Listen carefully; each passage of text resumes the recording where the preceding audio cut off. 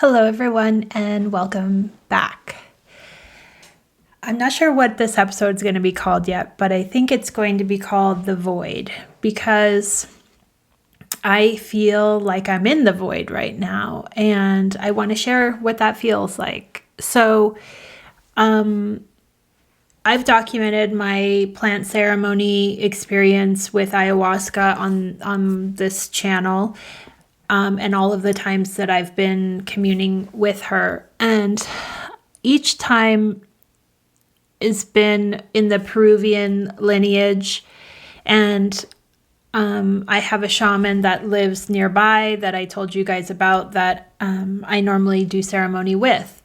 Well, my last ceremony was in November of 2022. And in that ceremony, I felt my whole being come into my body and say, it's time to assimilate. And I didn't even really understand what the word meant. But now that it's been 7 or 8 months, it was like taking all of this knowledge that I was pulling in and being with it and allowing it to kind of settle into the body and to kind of be more grounded here, really. Because for me, as a soul, of course, I feel really comfortable in the spirit realms. And it felt like I was doing, the last 2 years, I was doing a lot of catch up on my ascension, my knowledge, what I could pull into this life, like what I'm here to do. And they were like back to back, like every 2 months I was feeling the call to come back to her. And there was this like really tight relationship that was going on for those 1.5 or 2 years. And what I noticed in my last ceremony is number one, had a really hard time drinking the medicine. And I've never had that before. I mean, it's not like the best tasting brew, but it's part of doing the medicine. And I think also what makes it harder is that you're on a dieta a whole week prior, so you don't have any spices or sweets or, like you really tame down your diet, so it's very bland. So when you get to ceremony and you drink this, all of your senses are super aware and heightened. But in this last ceremony back in November, I could barely keep it down. Like I struggled so deeply with it, and I was like, there were 2 nights of ceremony, so in the second ceremony, I was like, I don't even know if I can do this. But I did. And that was the night that I found that I was, now here to assimilate. So what that meant for me is that my journey with Madre was complete for now. And that's the first time I had experienced that. Like she's been like this with me the last 2 years. So I didn't know what it meant, but I trust everything. So I knew, okay, I can tell by the way my body's reacting to the medicine, and also that the messages that I received, it was time to create relationships with other allies and myself, really, and find that like the openness and the ways to open myself without her. And I talk about plant medicines as allies too, because we are here on this planet, and everything that is here on this planet is actually meant for us and for our healing, our journeys, our openings, our awakenings. In my humble opinion, I know it's not for everyone, but if you can let go enough to experience your soul and what your soul wants to tell you, whether it be healing, whether it be, connecting with your galactic family, let's say, or the angelic realms, or allowing them into your body, or just being in the presence of such love and such a loving container and watching others heal. All of it has been like such a beautiful, beautiful part of my journey. And I know that I wouldn't be who I am today if I didn't have that ally in my life. So when she pulled back and I knew it was time for me to be on my own for a while, I didn't have sadness about it. I just was curious, more curious than anything. And then in came an opportunity to try a new type of ceremony with ayahuasca.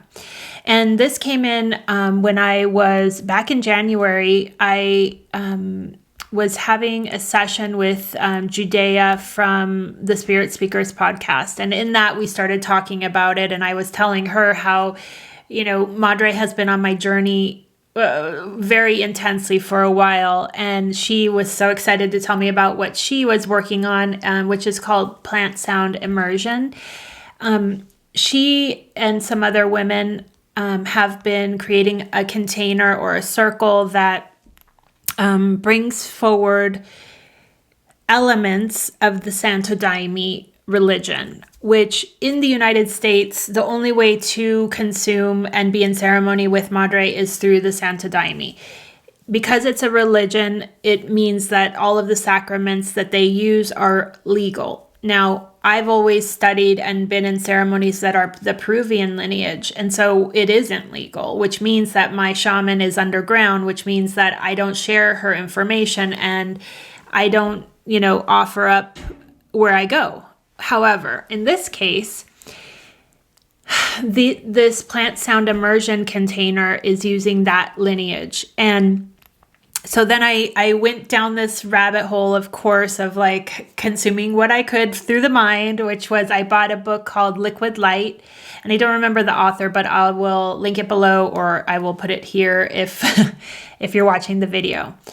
And it basically goes into the whole practices, history, traditions, why they do what they do. It's a totally different thing than the Peruvian lineage. So I thought, okay, maybe Madre was saying goodbye to me with my shaman because I was ready to expand in another way.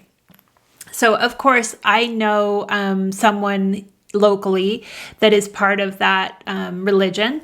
And I reached out and said, hey, I'm feeling the call to explore Santo Daime, and I am curious for you to connect me with the local I guess practice or what would you call it? I guess it would be religion, but I don't know, church. There we go. But I had reservations because I was raised Catholic and I never resonated with it. I got confirmed and I went to church and did the things that my mom wanted me to do, but I never felt it in my own body. And I always felt that to be one with Source was to be in our own skin and to go inward. So he connects me with the leader of this local church, and I sent an email, and here's how energy works. It was never replied to, and I knew, okay, I need to just wait, and this isn't my avenue in. I need to take some steps back. My mind gets active, and I'm like, let me go down that path. And see, this is the problem sometimes, is that I pick up threads and I run with them. And if it feels aligned in one way, I'll follow it to the end of the rainbow. So what I was getting from this is that, yes, I was supposed to experience a distilled version of the Santo Daime religion through this plant sound immersion ceremony, but I wasn't needing to go full deep into the religion. And for me, I know that's the case because I don't have a judgment about the religion anymore, because I actually was talking to my friend and I told him, it kind of makes me a little uneasy that it is a religion. And he goes, well, that would be something that you need to look at in yourself then. And I was like, oh, totally. Because anything we judge is what we need to look at, right? And I thought I sat with that after reading the book, and I knew through my own family lineage and seeing the positives and the negatives that the Catholic Church brought into my family, I have formed an opinion about religion. But is it my opinion on what's happened to me? No. And I had to check myself on that. So, so I had signed up to do this next journey with ayahuasca it's actually this coming weekend. So it was about 6 months prior to right now. And I knew that it was on the horizon. And in the meantime, I knew I wasn't being called to experience her with my normal shaman either. So I just went deep on my own studies and my own practices, and I found different allies, and I got deeper connections with the allies that I knew were there, but I wasn't using on a regular. And I found ways to, in my body, understanding that I'm getting so sensitive to all of the allies that, just a minuscule, let's say if we're talking about cannabis, a minuscule amount for me now is like, I'm blown open. So I realized that what was happening is I was being asked and called into doing my own work outside of ceremony. And even when I consume cannabis, it was like this kind of dance of, first it like started out with 5 milligrams, and that was way too much. And then and this is when I'm in my own energy, actually like going deep in my own work. And then it was like half of that. And even that is like, so what I realized is that my own vibration was increasing, and that I needed to start like acclimating or assimilating to where I was now getting, and the tools that I was using to get me there were less and less needed, I guess. And I thought like, maybe that's why it's not needed anymore. I mean, I have everything that I could possibly need to find out in my own soul lineage, hierarchy, oversoul. It's in this now reality. I feel like I call in the right resources, people, allies, friendships that are able to reflect these things to me without ceremony. So as the time has neared for this particular retreat, Spirit Speakers put out an episode called Mediumship and Spiritism. And I didn't even see it come in because I had been cutting distractions, so I don't listen to podcasts anymore. But a friend said, "Hey, did you hear this one? Because it's literally about the retreat we're going to go to." So I listened to it, and right away I got really a little turned off, I have to say. And the reason is, in my own experience with ceremony and ayahuasca, my senses open up so much that I can see energy in the actual space. And I see what happens in the first hour of ceremony as my shaman sings the Icaros. She sings 5 hours nonstop, but the first hour she's creating the protection bubble around us. And I see it go up, and I see it being built. And what happens is that once it's built, I know I can let go, because the space is so contained and safe. And that's why I have chosen to only work with my own shaman, and I trust her completely. Like I can let go 100% and know that I am 100% protected and safe in that environment. So in this episode, Jana, who is the founder of the Plant Sound Immersions, speaks more about the lineage and how they're bringing it into this kind of hybrid version of, or dialed down version of Santa Daime. And she talked about how they call in spirits, and they call in like souls that haven't passed, and they call in like souls that have been, she calls them have been slaves, or that have had really troubled lives and aren't able to move forward. And when you call in that energy, you get like the whole rainbow of frequency. So yeah, you can get super high vibe, super low vibe, and it's all there. So she talked about like in their religion, they actually call it in and do work. They call it the works, I believe. And that they aren't just using the communion with ayahuasca to go into their own experience. They're actually opening up the body and the vessel and the space to go into their own work, but to also service others. And for some reason, as I was listening, I was like, what? Everything that I've experienced up till now has been about my own journey, and vice versa with the other people that are in the ceremony. They're in their journeys, and yes, we support each other and we hold space for each other, but we never combine, and we never take in what isn't ours. So I had this kind of feeling like, that's interesting. I don't know if that's for me. Maybe, I had this like questioning.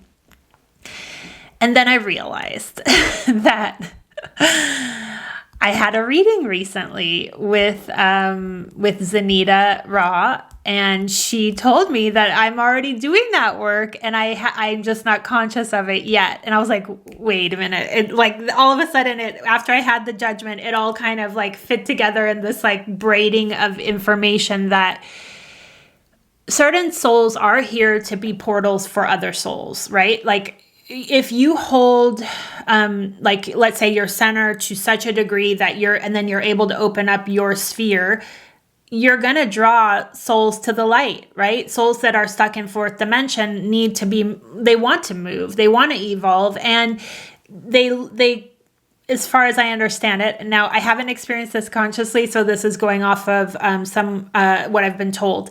They are looking for the light, and when they find it in another person's aura, they use that energy. And I think use is not the proper word. I would say harness that energy to go through your portal to get to the other side. So if I have been already doing this unconsciously, after I had this judgment about it, I was like, wait a second here.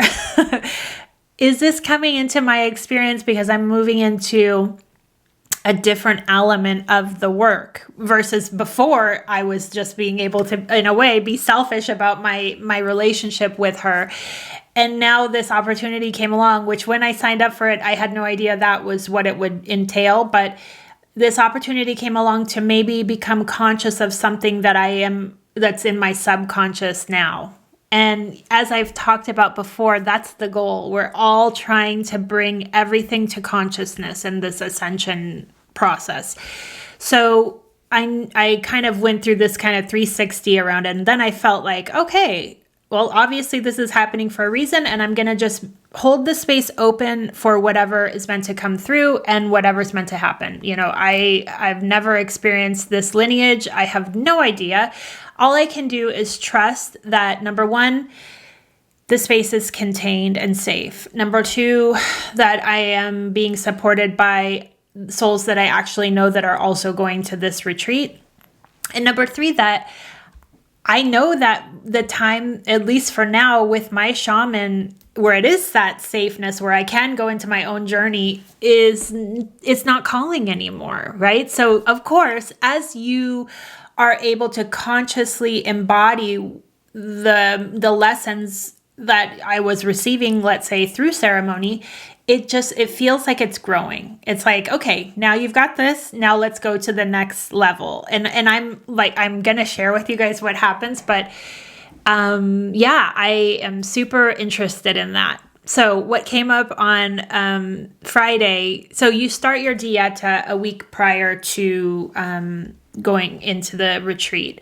And so I was talking to a friend of mine, and she was saying that she has recently gone through many, many, many, many changes in her life and her experience. And it's like the death of self that she's traveling through. And she was telling me how she's really feeling like she wants to be in her own energy. So she's not reaching out as much. She's not responding as much. She's just really trying to like distill it down to what she has. And I said to her, wow, that's amazing. I wish I could do that. And in the moment that I said that, I was like, oh, that's what you're supposed to do.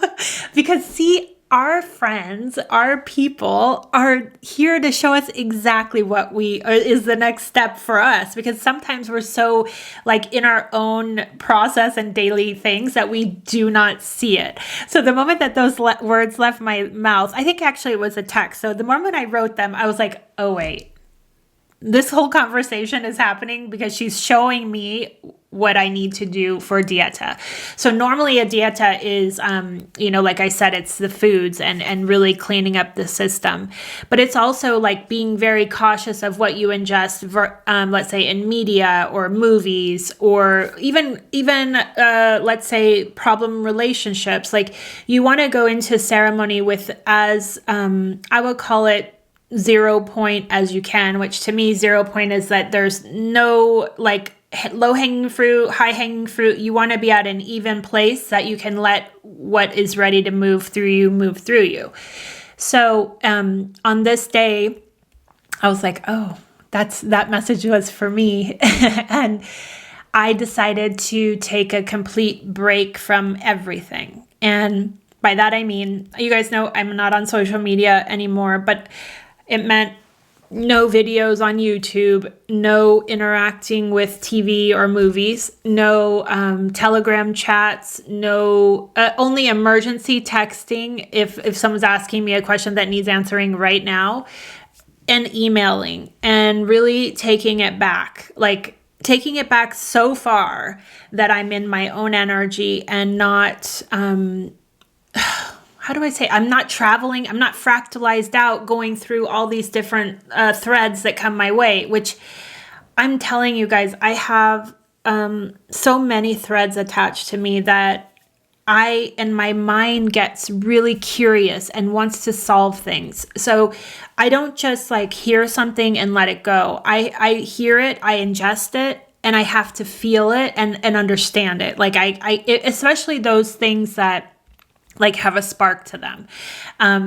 If it has a spark, then I'm like going down that rabbit trail is until the end. So this week I pulled completely back, stayed in my own energy. I had when my best friend is going through a hard time, and I helped her through that, which also it made me, I know I would be here for her regardless if my energy was fractaled out or not, but I got to be really consciously present for where she was and what she was experiencing. And I got to be there. Like I got to cry with her. I got to experience it with her, even though she's on the other side of the country. And that felt really right to me because it's someone that is actually in my experience that actually doesn't require a lot of my thread energy ever. She's usually in her own space. But we got to spend that time together. So that happened. And then yesterday I've been working on the development of the new website that I'm building with someone. And she wanted me to create certain kind of like inspiration pages. And I decided to go look at some other people that I have thought about taking classes from before to see how they do it. Oh my God. Within 10 minutes of looking at other people's sites, I could not even look at the computer. I was like, almost like imagine, it felt like I was in the middle of someone else's whirlwind and I couldn't like see myself anymore. And then I realized, I pulled away, turned off the computer. It was late at night. So I turned off the computer and I went to lay down, and I was at first berating myself. Like, what is wrong with you? Why can't you, this seems like such an easy task. Why are you making it difficult, And then I was like, okay, wait, that's my ego, berating me for something that I need to figure out what actually happened. So what I felt is that I had been so clean, not only with my diet, but with my consuming of energy, that even looking at someone else's website I was so sensitive to it that I all of a sudden was pulled out of my own vibration. And now I understand the difference. So in this week of really dialing it down and being in my own energy, it's taught me in real life what other people do to us, Now, that can be positive and negative. And I don't even think, like in these cases of the people's websites that I looked at, they're not negative at all. So it's just not me, it's just not what I'm here to do. And I know that because I haven't signed up for the classes, but it's like, even when you start to open the door to someone else's energy, you can get pulled into this. It felt like this vacuum that went like, and it was like kind of like leading me towards something. And I had to be like, whoa, this does not feel good. And again, it's not because the person doesn't feel good. It's that it's like, I understood in this week what happens when we are so fractalized out in giving our energy. Now, maybe in my normal reality, it's like a little bit here, a little bit here, a little bit here, a little bit here, like, like that. But I had cut them all off, and then I opened up one window, and it was like, oh, like a void vacuum. And I realized like either I have gotten so sensitive in this week that I can't even handle looking at someone else's website, or this was the lesson. This is the lesson. Like, we talk, and I know I've talked about discernment and really like the first layer I feel is like the understanding of what feels good, what doesn't feel good, right? Like who feels good, who doesn't feel good. But then from there, it's like you have to start shaking out. I wrote myself a note, shaking out the distraction in phases, which for me were first Instagram, then Facebook, then YouTube, now, and then Pinterest. Cause that was when I didn't have those. I was like, well, I would go to Pinterest once in a while. And now I'm like, are you asking me to cut off Telegram chats and texting and emailing? Because like, how do you live in this world if you don't have some openness to others, And I think the lesson that I am learning is like, how can you have openness to others without going down the rabbit holes with them? Because I would say, if you're listening to me, you're an empath and you feel others. Like, even if you haven't gotten to the place yet where you know it and you can see it, it's because we've just always been this way. And so you don't know the difference between yourself and someone else. Like, when you don't feel good, but you don't know if you, like, I'm asking you guys to take a week to feel who you are. And then you'll see what I'm talking about. It's like night and day. You can't even get around it. And I think because it's like little bits here all day long, it doesn't feel like such an attack. But when you kind of go into this void canal, you realize that what isn't you isn't you. And I believe that there are souls here that are us. So like we have connections with, if it's in the same oversoul family, it'll feel like a harmonizing. And in maybe that person's energy is slightly different than yours, but it feels like it's braiding. It doesn't feel like an affront to you. It feels like I don't know, like a siren song, I guess is how I would describe it. And that feels good. Everything else, like when the mind has, let's say, decided that I want to follow this person, that person, because there's information that I can get from each, you're not deciding, you're deciding from the place of knowledge and wanting knowledge, but you aren't going to get wisdom, which wisdom is what you carry. And the only people that can activate your wisdom are the people that are of your same frequency, your same oversoul. So I'm realizing like, whoa, pretty much everything that I consume or that I consumed yesterday to look at these sites, it's nothing to do with me. So why am I giving my energy to them in the past, for example? So, so I have never experienced this before. I'm going into unknown territory this weekend. And in a way, I know that everything shows up for us when the timing is right. And also I know that we have to prepare ourselves to meet it. I definitely felt that if I didn't do this detox, I wouldn't be able to meet the energy consciously in the ceremony or in the retreat. So, take from this what's helpful and understand that it's not easy. It is not easy. But what I also know is that the higher in vibration we go, the bigger the sacrifice we have to make, because the more silence is needed. Imagine this, like if you're out in Manhattan and there's, energy all around you. And I used to live there, and I would go to my apartment and kind of pull back, and that would be enough.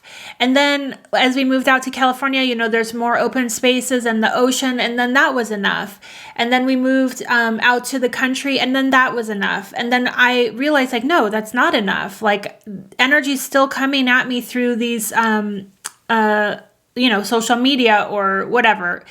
And then that had to be taken away. And then it's like, even me living in this fifth dimensional bubble, I still have to siphon out things, because the closer in vibration I get to my soul, it's not a match for other people. It's not. It feels like they're literally, even if the mind is like, ooh, here's this shining little rabbit hole I want to check out. It's the mind that's doing that. It's the one that's like, I need something to chew on. And me, the soul, is like, there she goes again. There she goes. Like, now we don't have time to go inward. So yeah, I definitely discovered that the higher in vibration I'm going, the more silence is needed. So with that, I wanted to let you know, I have now read all of Zaneta Ra's books. I finished the last one this last weekend, and I wanted to talk to you about them a little bit. So there are 6, and it's a lot. And I know we started with Angelic Pearls 144, but for me, I believe that was the gateway or the entry point, because it's like, you either know if it's your vibration or it's not. Now, maybe it's difficult to absorb and be activated by, and it takes time to understand the coding of it, but it's like, it's either a yes or a no. And from there, she has other books that are way more entry level. And I wanted to talk about them because, man, if I had these first books when I was like 2 years ago, it would have just confirmed so much of the things that I was going through. I didn't find the Ascension Glossary until just the summer of 2022. So that was when I started getting confirmations on the downloads I was getting. But I had to know what to look for to see if it was true, where these books, it explains. So the first one is the Ascension Symptoms Manual. Now, everybody needs this book. No matter where you are on the journey, it goes into such detail to help you understand what is happening to the body as you move through your ascension. And I have never seen anywhere where it's this black and white and helps you to just really let go of the doubts, the like, why am I having such a hard time? Like, why do I keep going in this pattern of like whatever it is that I'm moving through? It really helps to like distill it down to this black and white facts of like, this is what's happening and this is why.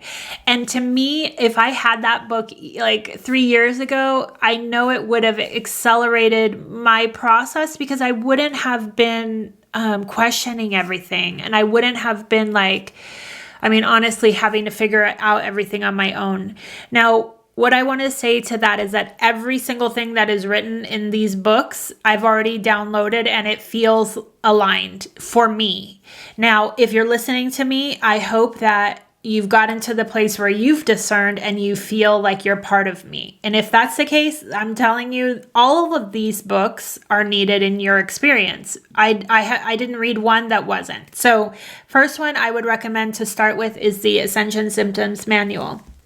The second one is called Cracking the Chrysalis, and it's an intro into what ascension is. So the first one is just the symptoms. The second one, Cracking the Chrysalis, is what is ascension? Like, what's actually happening, and why are we doing this? And like, where did we come from to know that we are supposed to do this? And it's very simplified. It is coded. All of these books are coded, I think, except for the Ascension Manual. But the codes in Cracking the Chrysalis are a lot less dense to get to, or a little easier, more plain sight, I would call it. But again, it's a great book. Like, I wish I would have had it, because I haven't had, and I don't even think, I'm thinking back to like people that I was watching on YouTube. I really don't think people talk about ascension in this way.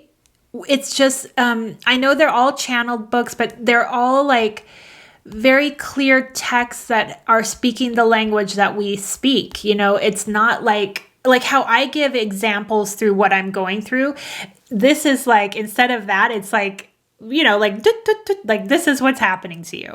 And, it's a beautiful book. So then after that, I would recommend Instill the Grain, which this one is for oracles, gods, and goddesses. And the reason that I got this one was there's a chapter called Zodiac. And as you guys know, I'm not into astrology, but I do use the constellations to understand human design. And this chapter called Zodiac really talks about what was the original intent of the constellations and how the energy actually is here to help us. And it's not just your sun sign. So this book was amazing if you are deeply into the archetypes and wanting to understand what each archetype represents and how they're here to support us. And then number 4, and I'm just going in order of accessibility, meaning like if you're starting your journey, you know, this is Ascension Symptoms Manual, then Cracking the Chrysalis, then Instill the Grain. And then after that, I would say the Love Letters from Lemuria. This one is like a hug from your soul. It is a picture. It brings you into a picture of life in Mu. And it's almost like it felt like a reminder of where we came from so that you remember who you're here to be. And then I would say there's only text like in the first half of that book. And then the second whole half is sigils and light codes that are drawn out. And there's also a practice in there to start working with, to open up, use the light codes to start remembering in your own vessel. Because remember, if you have gotten to the point where you've discerned enough to understand what is for you and isn't for you, these codes are for you. So it's just an opening into the love vibration that we are. And it's just a beautiful book. And I actually only read that one once, and I can't wait to read that one again. And then number 5 I have on the list is the Angelic Pearls 144. And I remember Zaneta saying this one was more advanced. And for me, I had already downloaded a lot of that information, so it didn't feel advanced when I read it. But now reading her other ones, I can understand why it is more advanced. It's very coded. I've read it 2 times, and I'm already going to start the 3rd. And each time something new is revealed. And I also discovered, and this is in my own information, that all of these books, because they're coded, it takes someone that is dedicated to understanding and opening it up in themselves, which the way I felt it was when you get to, so the first time you're reading it for the mind, the second time you're reading it with the mind trying to get it into the heart, like trying to bring down the memories. And the third time is an activation. So what I mean by an activation, I want to change that, is that it's an opening. It's like, feels like a flowering open. And what I found is that each time I would go back to the beginning to read it, I didn't remember what I had read. And I had highlighted almost that whole book. But each time I would start over, I would be like almost as if it was new information coming in. Even if it was the stuff that I already knew, there were takes on it that I didn't know through my own body. And it was like, oh my God, did I highlight this? Did I read this? And it's because I'm absorbing it from a different way. So again, remember the first read is the mind to like get the knowledge. The second and third time is the wisdom and remembrance and then allowing it to flower inside of you. So the download I got is that you're only going to really absorb all of this and open the passage to the knowledge inside in the third read. And these books are not long. So, I mean, I go through them like nothing because it's, all of the information is so fascinating for me. Okay, and then the last one, which I just finished for the first read, is called Rising Merits, and it's about the 42 pearl temples in ancient Egypt. And this one goes through the lower and upper Nile, and it's talking about how we traveled, how we did ascension back then, how we started in Upper Egypt and traveled down the Nile to go through each of these temples. So we would spend a year in each temple learning one thing. And you didn't get to advance to the next temple until you learned that thing. And it's such an amazing, amazing book. And it's so detailed. And it is, I mean, again, the first, I think, the first, let's say half temples, so like 24 or something like that temples, they were all things that I've already gone through. But then I got to this point where I'm like, oh, wait a minute, this is harder to digest. And so wherever you are in the journey, in your own journey, you're going to feel it. Like you're going to feel like, okay, I've done that one. I know how to do that one. I've moved through that stage in my own experience. And then you'll get to this part where you're like, oh, this is what's to come. And it's, I can't wait to read it again. So, and I took like pages and pages of notes on this one because it's a lot of information. So that's the most, and Zaneta has said, that's the most coded one. That's the most advanced one. And I bought that book right after, I think I had it and I showed you guys when I did the video on the Angelic Pearls 144. But instead of going to that book, I decided to go backwards and read all of the others before this one was ready for me. And I waited for a sign telling me I was ready for it.